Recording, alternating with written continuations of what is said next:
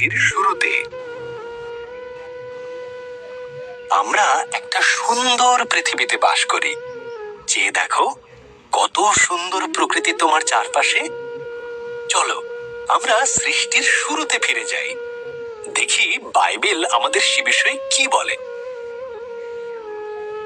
সৃষ্টির শুরুতে ঈশ্বর আকাশমণ্ডল ও পৃথিবী তৈরি করলেন। ঈশ্বর অন্ধকারকে বললেন আলো হোক। এই আলোকে তিনি নাম দিলেন দিন, আর অন্ধকারকে নাম দিলেন রাত্রি। প্রথম দিন শেষ হলো। এরপর ঈশ্বর উপরের জল থেকে নিচের জলকে আলাদা করে ফাঁকা জায়গা তৈরি করলেন, যার নাম দিলেন আকাশ। দ্বিতীয় দিন শেষ হলো। ঈশ্বর সমস্ত জল একত্র করলেন, এর ফলে শুকনো জায়গা দেখা দিল।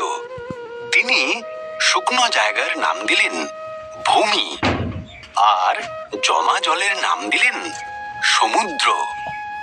তারপর তিনি তৈরি করলেন ঘাস, শস্য ও গাছপালা। তৃতীয় দিন শেষ হলো। এরপর ঈশ্বর আকাশে বিভিন্ন আলো তৈরি করলেন, দিনের জন্য সূর্যকে আর রাতের জন্য চাঁদ ও তারাদের তৈরি করলেন। চতুর্থ দিন শেষ হলো। ঈশ্বর মাছেদের সৃষ্টি করলেন জলে সাঁতার কাটার জন্য, আর পাখিদের সৃষ্টি করলেন আকাশে ওড়ার জন্য। তোমাদের সন্তান হোক, তিনি তাদের বললেন, তোমরা বংশবৃদ্ধিতে ও সুরে পৃথিবীকে ভরিয়ে দাও। পঞ্চম দিন শেষ হলো। এরপর ঈশ্বর পশুদের সৃষ্টি করলেন। তিনি গৃহপালিত পশু, বন্য পশু ও সরীসৃপ প্রাণী তৈরি করলেন।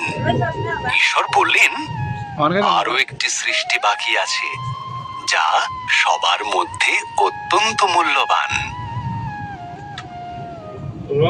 তাই তিনি নিজের মতন করে পুরুষ ও নারী সৃষ্টি করলেন।